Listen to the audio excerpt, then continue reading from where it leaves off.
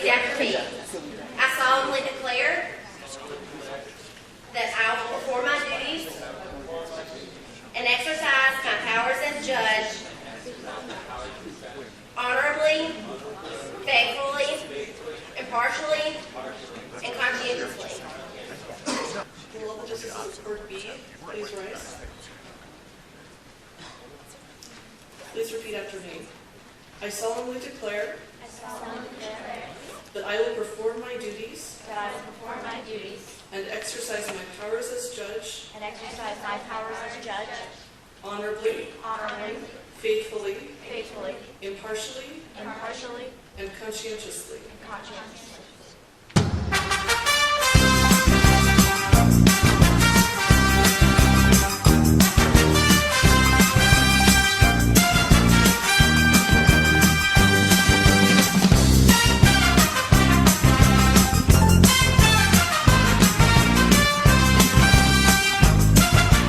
The court will now entertain a 20-minute presentation by the justices from Syria. Whenever you're ready, advocates. Thank you very much, Mr. Chief Justice. Good morning, Justices. May it please the Court. My name is Zach Ranowski. This is co-counsel Ross Donahue, and we will be representing Syria in the case of Syria v. Al Jazeera as represented by Qatar.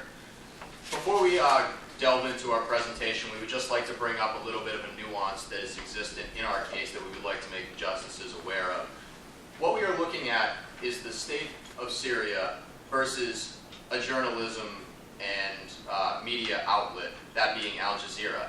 Now, while we concede that we have the burden to prove that Al Jazeera did do us wrong and did harm us and are acting improperly, we would just like to make it clear to the court that Al Jazeera has a code of ethics that it has to uphold, that it is bound by journalistic integrity, and that it is bound by its own code of ethics. And if it does not uphold those and verify its facts and uphold that code, then it is acting irresponsibly, and that would help us prove our burden. So Al Jazeera's failure to verify its facts is fulfilling our burden of proof.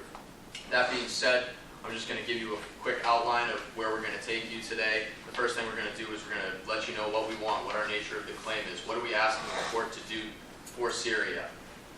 Once you know what we're looking for, we're going to give you a brief history of Al Jazeera as a news agency, what it's done since its inception in the early 90s. Once you know what they've done and the past missteps, we will then tell you perhaps why and the motivation behind these missteps and connect it to Qatari foreign policy and how it has been perceived as an actor of the Qatari government and an arm of foreign policy. And once you figure out why they may be doing these things, we're going to lead you directly into what they've done in Syria and why we're bringing this case before you today. That being said, what we're asking the court to do for us today, we are asking you if you find that Al Jazeera has committed wrongdoing, that it has extended conflict, that it has resulted in further bloodshed in our country during this time of upheaval and unrest. This is a matter of negligence, justices. If Al Jazeera has not proven that it is being upheld to its own standards and that it has not gone through the proper channels to verify, they should not be publishing, especially anywhere. They shouldn't be publishing anywhere if they're not verifying their facts, but we would argue that it is especially relevant at a time like this in Syria. With that, we would implore you, in fact, to go through our binder and to look at these reports and to look through the articles of everywhere that they have been thrown out and all the charges that have been brought against Al Jazeera over the past decade. And with that, we would turn it over to cross-examination. We will rest on our memorial. Thank you, advocates. The court will now entertain 10 minutes of cross-examination. Whenever you're ready, advocate. When you reported on the New York Stock Exchange banishment, did you notice the part of the article that references the interview with the Vice President of Communications for the New York Stock Exchange that said that the reporters for Al Jazeera at the Stock Exchange had, to his knowledge, never behaved, quote, irresponsibly? Sorry, can I just ask for clarification? Was that the interview with Ray Pakia, or is that one of the other vice presidents? Ray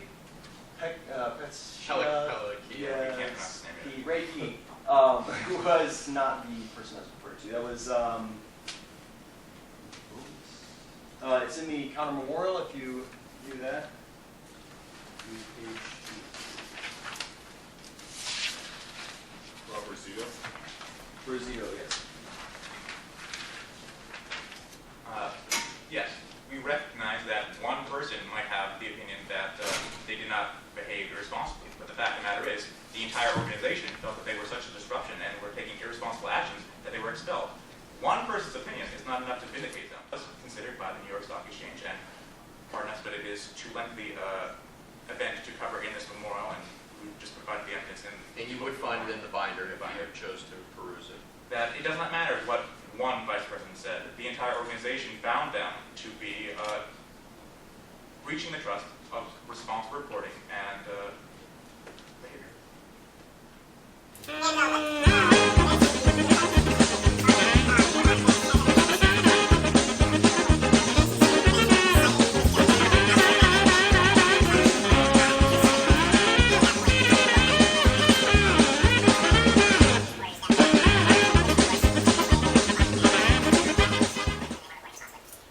Thank you, advocates. The time for this cross-examination has expired.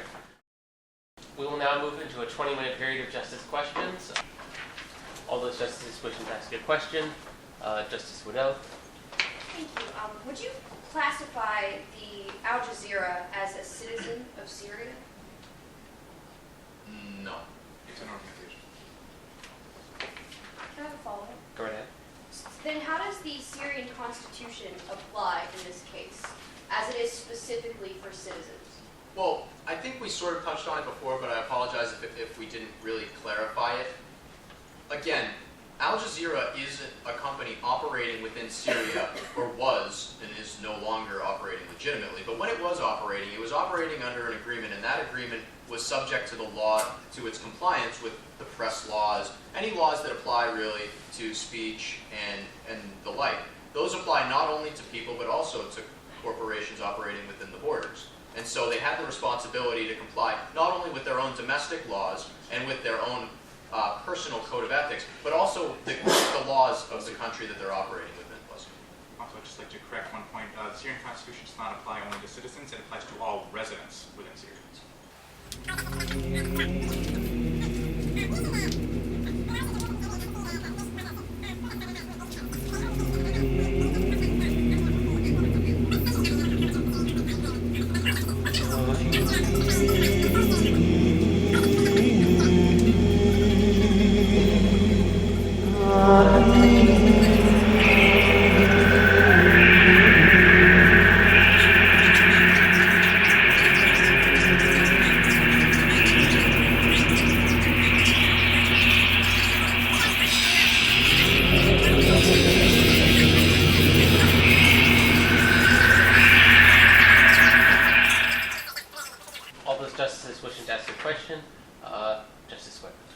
Thank you, Mr. Chief Justice. I would ask the advocates in responding to this question to be as clear and concise as possible.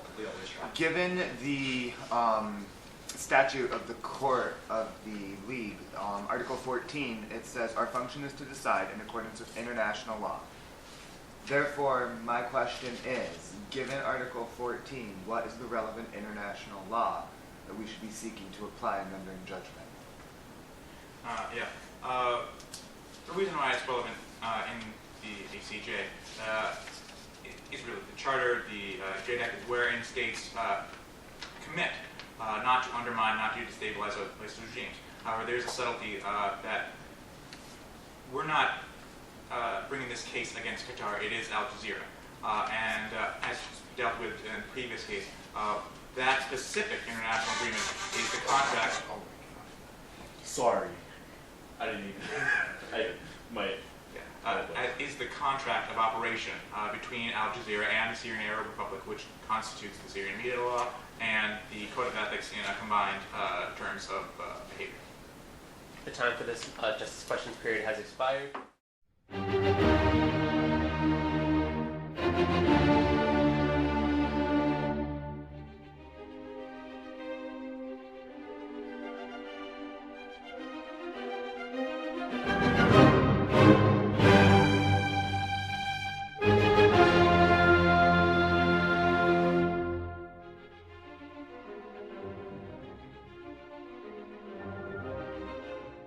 Courts will now come up to read their rulings.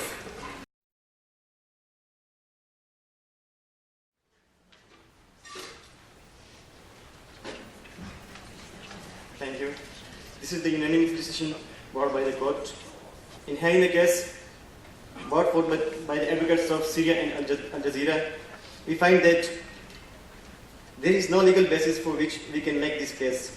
Furthermore, we go on to state that the international law brought forth was not applicable in this case.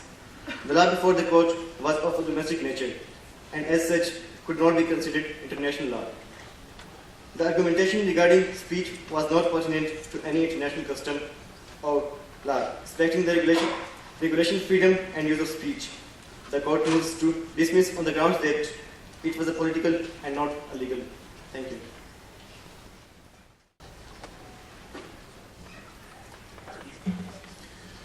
In the case of Egypt versus the Republic of Sudan over the violation of the agreement concerning the control and allocation of the waters of the Nile, we find in favor of Sudan, as the agreements brought forward before the court did not restrict the Republic of Sudan from engaging in preliminary agreements with South Sudan.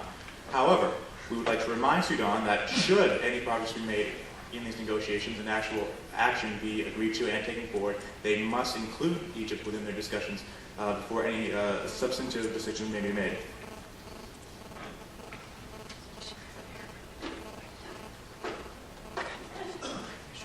This decision, too, had a dissent. In the case of the Arab Republic of Egypt versus Republic of Sudan, we rule in favor of Egypt. According to the Nile Waters Agreement of 1959, Egypt should have been party to the talks with South Sudan. Regardless of whether or not Sudan is planning on giving up water control to South Sudan, as a state who is directly affected by the outcome of these talks, Egypt should have been present in these meetings. Also, according to the treaty, both of the republics should first have agreed on whether to bring in another party or not. In this case, the other party being South Sudan. We completely sided with Egypt based on the nature of their claim.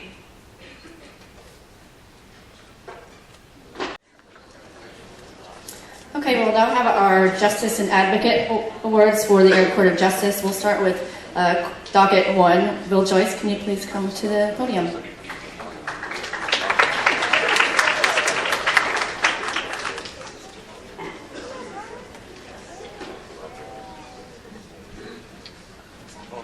Thank you.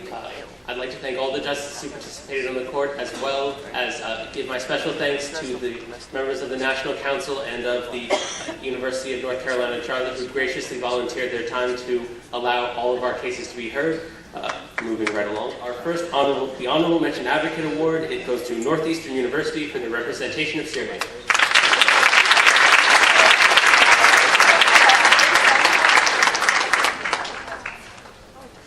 Outstanding Advocate Award goes to Montana State University for the representation of Iraq.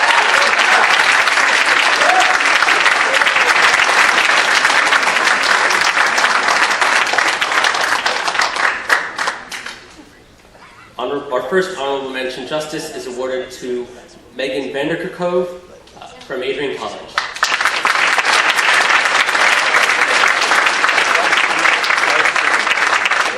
Our second honorable mention justice goes to Montana State University for David Sweater.